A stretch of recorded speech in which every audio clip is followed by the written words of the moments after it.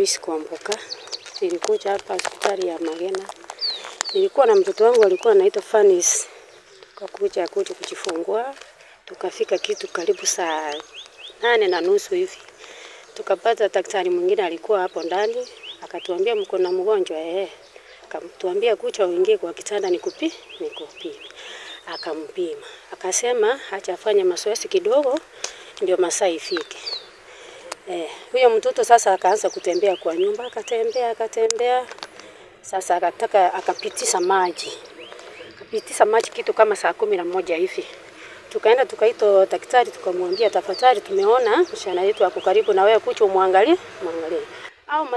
Hao madaktari walikuwa watatu, kwa mama tatu na wazee 2 walikuwa huko kwa ile side nyingine.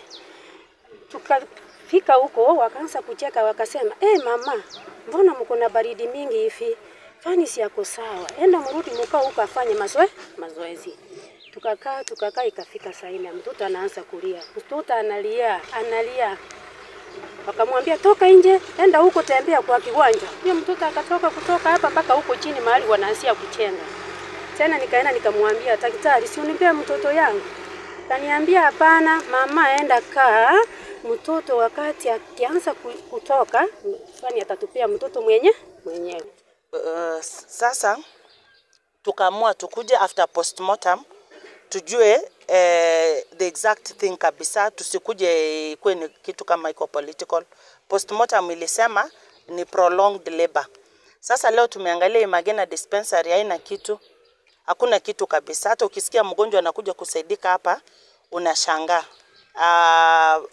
Hata kuna wagonjwa walifika huko mapema kitu ilikuwa around saa 2, hakukuwa na mtu alikuwa amefika. Na unajua ugonjwa ikwambii utakuwa mgonjwa wakati daktari wanaingia hospitali, ugonjwa inakuja anytime.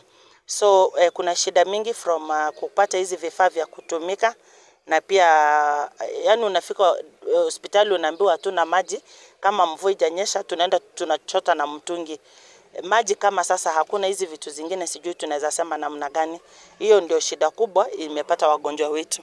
Wajumbe kutoka national government, na kitu ambacho nataka kuhimiza baada ya kuangalia facility hii na vitu ambayo iko nayo, kwangu mimi kwa maoni yangu ni kwamba recommendation ni hii facility inafaa ifungwe mpaka ikuwe na the necessary facilities, madawa na equipment za kutreat wagonjwa.